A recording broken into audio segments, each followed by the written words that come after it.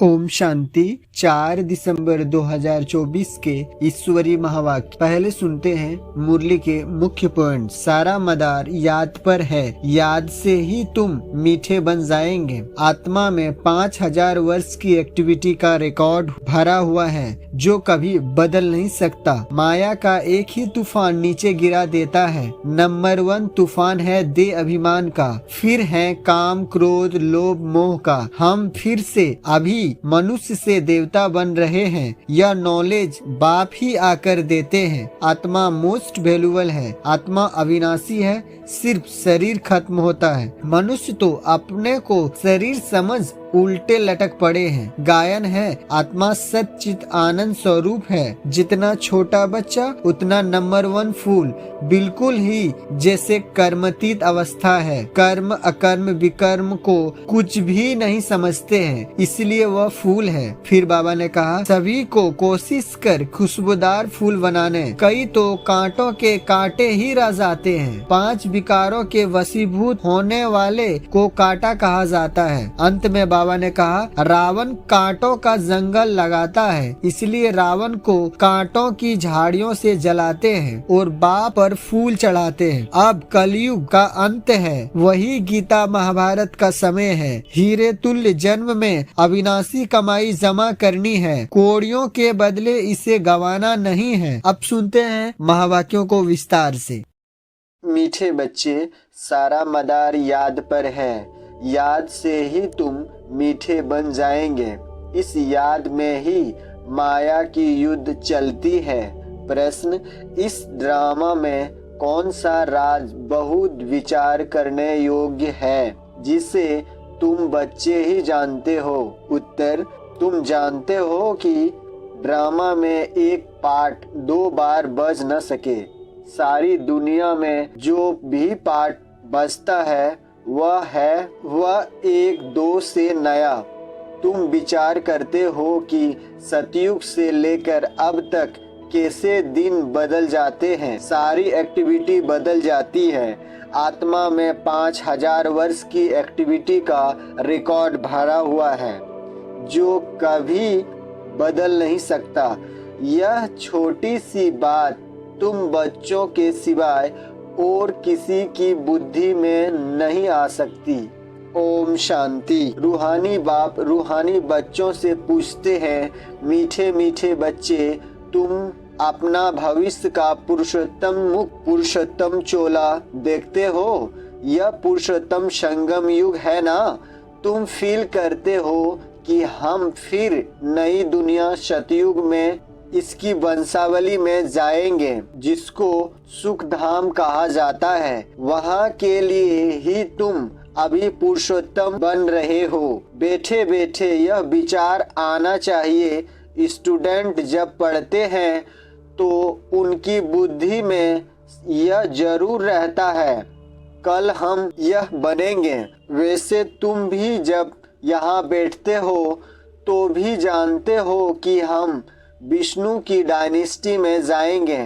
तुम्हारी बुद्धि अब अलौकिक है और किसी मनुष्य की बुद्धि में यह बातें रमन नहीं करती होगी। यह कोई कॉमन सत्संग नहीं है।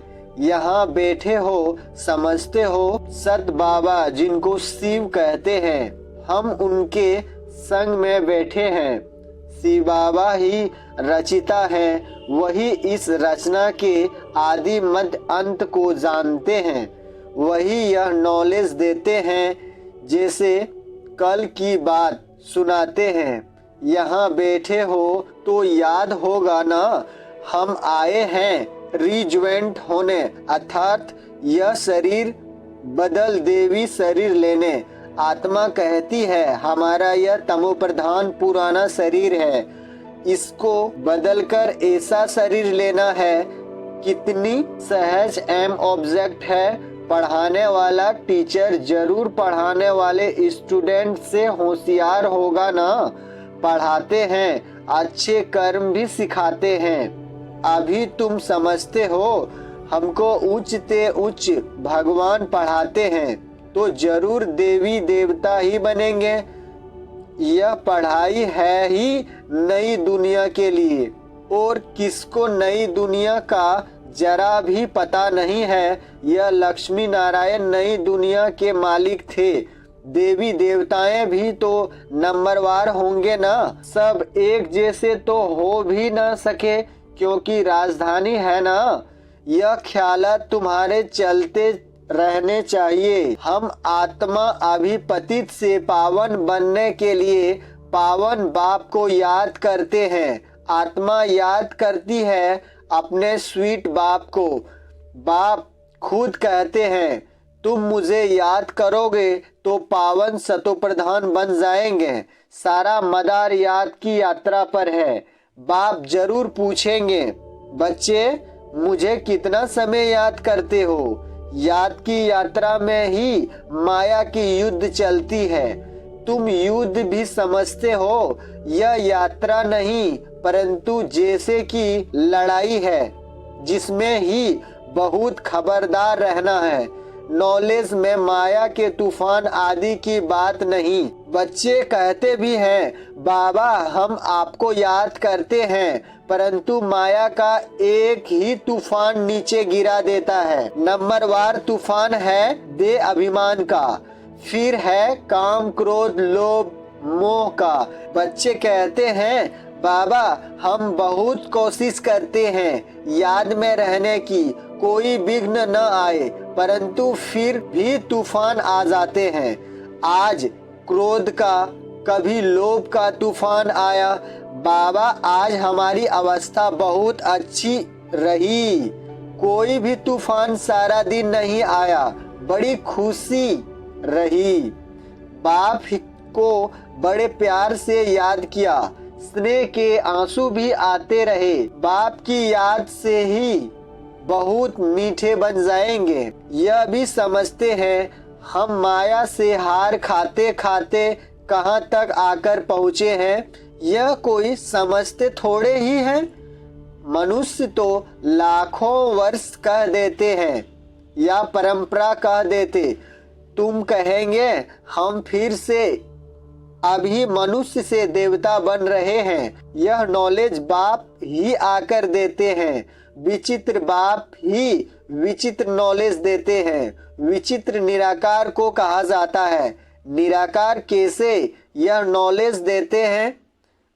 बाप खुद समझाते हैं मैं कैसे इस तन में आता हूँ। फिर भी मनुष्य मूंझते हैं क्या एक इसी तन में आएगा, परंतु ड्रामा में यही तन निमित्त बनाता है। जरा भी चेंज हो नहीं सकती।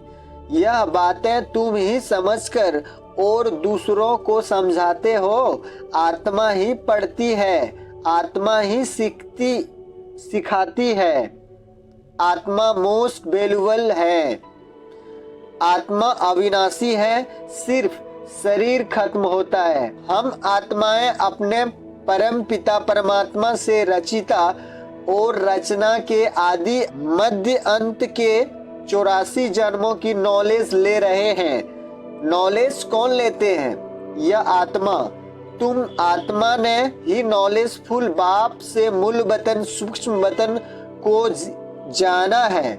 मनुष्यों को पता ही नहीं है कि हमें अपने को आत्मा समझना है। मनुष्य तो अपने को शरीर समझ उल्टे लटक पड़े हैं। गायन है आत्मा सत्य चित आनंद स्वरूप है। परमात्मा की सबसे जास्ती महिमा है। एक बाप की कितनी महिमा है? वही दुख हरता सुख करता है। मच्छर आदि की तो इतनी महिमा नहीं करेंगे कि वह दुख हरता सुख करता ज्ञान का सागर है। नहीं, यह है बाप की महिमा। तुम बच्चे भी मास्टर दुख हरता सुख करता हो। तुम बच्चों को भी यह नॉलेज नहीं थी जैसे बेबी बुद्धि थे। बच्चे में नॉलेज नहीं होती और कोई अवगुण भी नहीं होता है, इसलिए उसे महात्मा कहा जाता है क्योंकि पवित्र है। जितना छोटा बच्चा उतना नंबर 1 फूल। बिल्कुल ही जैसे कर्मतीत अवस्था है। कर्म अकर्म विकर्म को कुछ भी नहीं जानते हैं, इसीलिए वह फूल है। सबको कोशिश करते हैं, जैसे एक बाप सभी को कोशिश करते हैं। बाप आए ही हैं सभी को कोशिश कर खुशबूदार फूल बनाने। कोई तो कांटे के कांटे ही रह जाते हैं। 5 विकारों के वशीभूत होने वाले तो कांटा कहा जाता है। नंबर 1 कांटा है देह अभिमान का, जिससे और कांटा का जन्म होता है। कांटों का जंगल बहुत दुख देता है।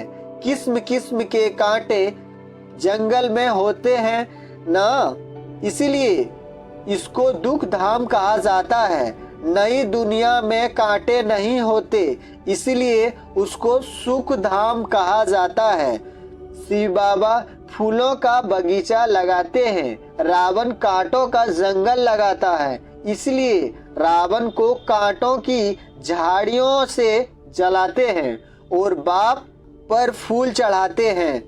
इन बातों को बाप जाने और बच्चे जाने, और कोई और न जाने कोई। तुम बच्चे जानते हो, ड्रामा में एक पार्ट 2 बार बज न सके। बुद्धि में है सारी दुनिया में जो पार्ट बजता है वह 1-2 से नया। तुम विचार करो, सतयुग से लेकर अब तक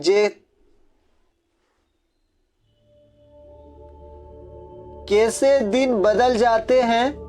सारी एक्टिविटी ही बदल जाती है। 5000 वर्ष की एक्टिविटी का रिकॉर्ड आत्मा में भरा हुआ है, वह कभी बदल नहीं सकता। हर आत्मा में अपना अपना पार्ट भरा हुआ है। यह छोटी सी बात भी कोई की बुद्धि में आ न सके। इस ड्रामा के पास्ट, प्रेजेंट और फ्यूचर को तुम जानते हो। यह स्कूल है ना, पवित्र बन बाप को याद करने की पढ़ाई बाप पढ़ाते हैं। यह बातें कभी सोची थी कि बाप आकर ऐसे पतित से पावन बनाने की पढ़ाई पढ़ाएंगे। इस पढ़ाई से ही हम विश्व के मालिक बनेंगे। भक्ति मार्ग के पुस्तक ही अलग है, उसको कभी पढ़ाई नहीं कहा जाता है। ज्ञान के बिना सद्गति हो भी कैसे। बाप बिना ज्ञान कहां से आए,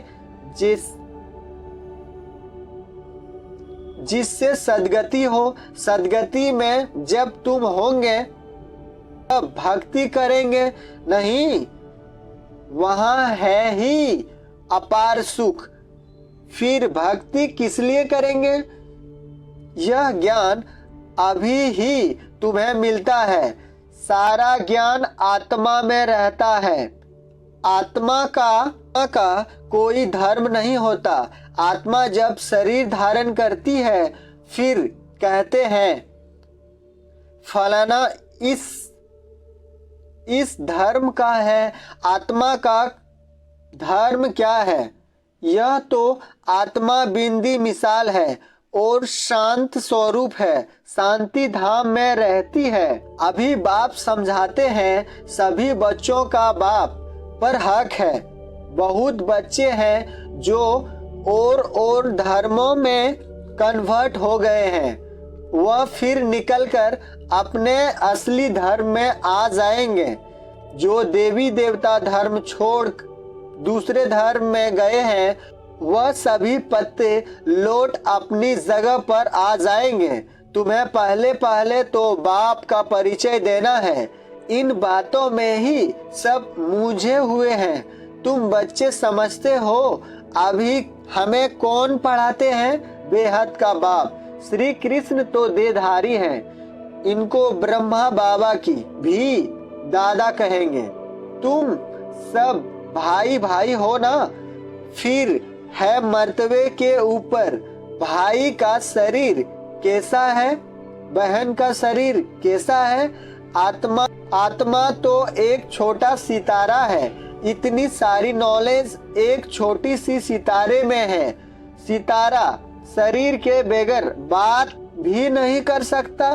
सितारे को पार्ट बजाने के लिए इतने ढेर ऑर्गन्स मिले हुए हैं। तुम सितारों की दुनिया ही अलग है। आत्मा यहाँ आकर फिर शरीर धारण करती है। शरीर छोटा बड़ा होता है। आत्मा ही अपने बाप को याद करती है। वह भी जब तक शरीर में है। घर में आत्मा बाप को याद करेगी नहीं, वहाँ कुछ भी मालूम नहीं पड़ता। हम कहाँ हैं? आत्मा और परमात्मा दोनों जब शरीर में है तब आत्मा और परमात्मा का मेल कहा जाता है। गायन भी है, आत्मा और परमात्मा अलग रहे बहुकाल, कितना समय अलग रहे, याद आता है कितना समय अलग रहे। सेकंड सेकंड पास होते 5000 वर्ष बीत गए। फिर 1 नंबर से शुरू करना है। एक्यूरेट हिसाब है। अभी तुमसे कोई पूछे इनसे कब जन्म लिया था तो तुम एक्यूरेट बता सकते हो। श्री कृष्ण ही पहले नंबर में जन्म लेता है। शिव का तो कुछ भी मिनट सेकंड नहीं निकाल सकते। श्री कृष्ण के लिए तिथि तारीख मिनट सेकंड निकाल सकते हो। मनुष्यों की घड़ी में फर्क पड़ जाता है। शिव बाबा के अवतार में तो बिल्कुल फर्क नहीं पड़ सकता। पता ही नहीं पड़ता कब आया, ऐसे भी नहीं साक्षात्कार हुआ तब आया नहीं। अंदाज लगा सकते हैं, मिनट सेकंड का हिसाब नहीं बता सकते। उनका अवतार, उनका अवतरण भी अलौकिक है। वह आते ही है बेहद की रात के समय। बाकी और भी जो अवतरण आदि होते हैं उनका पता पड़ता है। आत्मा शरीर में प्रवेश करती है, छोटा चोला पहनती है, फिर धीरे धीरे बड़ा होता है। शरीर के साथ आत्मा बाहर आती है। इन सभी बातों को विचार सागर मंथन कर फिर औरों को समझाना होता है। कितने ढेर मनुष्य हैं, एक न मिले दूसरे से। कितना बड़ा मंडवा है, जैसे बड़ा हॉल है जिसमें बेहद का नाटक चलता है। तुम बच्चे यहाँ आते हो नर से नारायण बनने के लिए। बाप जो नई सृष्टि रचते हैं उसमें उच्च पद लेने के लिए। बाकी यह जो पुरानी दुनिया है वह तो विनाश होनी है। बाबा द्वारा नई दुनिया की स्थापना हो रही है। बाबा को फिर पालना भी करनी है जरूर। जब यह शरीर छोड़े तब फिर सतयुग में नया शरीर लेकर पालना करे। उसके पहले इस पुरानी दुनिया का विनाश भी होना है। भंभोर की आग लगेगी, पीछे यह भारत ही रहेगा, बाकी तो खल्लास हो जाएंगे। भारत में भी थोड़े बचेंगे। तुम अब मेहनत कर रहे हो कि विनाश के बाद फिर सजाएं न खाए। अगर विकर्म विनाश नहीं होंगे तो सजाएं भी खाएंगे और पद भी नहीं मिलेगा। तुमसे जब कोई पूछते हैं तुम किसके पास जाते हो तो बोलो श्री बाबा के पास जो ब्रह्मा के तन में आया हुआ है। यह ब्रह्मा कोई शिव नहीं है। जितना बाप को जानेंगे तो बाप के साथ प्यार भी रहेगा। बाबा कहते हैं बच्चे तुम और कोई को प्यार नहीं करो और संग प्यार तोड़ एक संग जोड़ो। जैसे आशिक मासूक होते हैं ना, यह भी ऐसे हैं। 108 सच्चे आशिक बनते हैं, उसमें भी 8 सच्चे सच्चे बनते हैं। 8 की भी माला होती है ना। 9 रत्न गाए हुए हैं, 8 दाने। 9वां बाबा मुख्य हैं, 8 देवताएं। फिर 16,108 शहजादियां का कुटुंब बनता है। त्रेता अंत तक बाबा तो हथेली पर 22 दिखाते हैं। तुम बच्चों को नशा है कि हम तो सृष्टि के मालिक बनते हैं, बाबा से ऐसा सौदा करना है। कहते हैं कोई विरला व्यापारी यह सौदा करे, ऐसा कोई व्यापारी थोड़े ही है। तो बच्चे ऐसे उमंग में रहो। हम जाते हैं बाबा के पास। ऊपर वाला बाबा दुनिया को मालूम नहीं है तो कहेंगे कि वह तो अंत में आता है। अब वही कलयुग का अंत है, वही गीता महाभारत का समय है, वही यादव जो मूसल निकाल रहे हैं, वही कौरवों का राज और वही तुम पांडव खड़े हो। तुम बच्चे अभी घर बैठे अपनी कमाई कर रहे हो। भगवान घर बैठे आया हुआ है, इसलिए बाबा कहते हैं कि अपनी कमाई कर लो। यही हीरे जैसा जन्म अमोलक गाया हुआ है। अब इसको कोड़ी बदले खोना नहीं है। अब तुम इस सारी दुनिया को रामराज्य बनाते हो। तुमको शिव से शक्ति मिल रही है।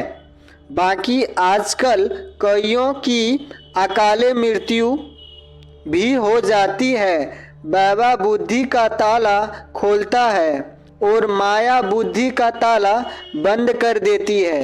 अब तुम माताओं को ही ज्ञान का कलश मिला हुआ है। अबलाओं को बल देने वाला वह है। यही ज्ञान अमृत है। शास्त्रों के ज्ञान को कोई अमृत नहीं कहा जाता है। अच्छा, मीठे मीठे सिकलैते बच्चों प्रति माता पिता बाप दादा को याद प्यार और गुड मॉर्निंग। रूहानी बाप की रूहानी बच्चों को नमस्ते। धारणा के लिए मुख्य सार। पहला, एक बाप की कोशिश में रहकर खुशबूदार फूल बनना है। अपने स्वीट बाप को याद कर दे अभिमान के कांटे को जला देना है। दूसरा, इस हीरे तुल्य जन्म में अविनाशी कमाई जमा करनी है। कोड़ियों के बदले इसे गंवाना नहीं है। एक बाप से सच्चा प्यार करना है, एक के संग में रहना है। वरदान, ब्राह्मण जीवन में सदा खुशी की खुराक खाने और खुशी बांटने वाले खुश नसीब भव। इस दुनिया में आप ब्राह्मण जैसा खुशनसीब कोई हो नहीं सकता, क्योंकि इस जीवन में ही आप सबको बाप दादा का दिल तक मिलता है। सदा खुशी की खुराक खाते हो और खुशी बांटते हो। इस समय बेफिक्र बादशाह हो। ऐसी बेफिक्र जीवन सारे कल्प में और किसी भी युग में नहीं है। सतयुग में बेफिक्र होंगे, लेकिन वहाँ ज्ञान नहीं होगा। अभी आपको ज्ञान है, इसीलिए दिल से निकलता है, मेरे जैसा खुशनसीब कोई नहीं। स्लोगन, संगम युग के स्वराज अधिकारी ही भविष्य के विश्व राज अधिकारी बनते हैं। ओम शांति।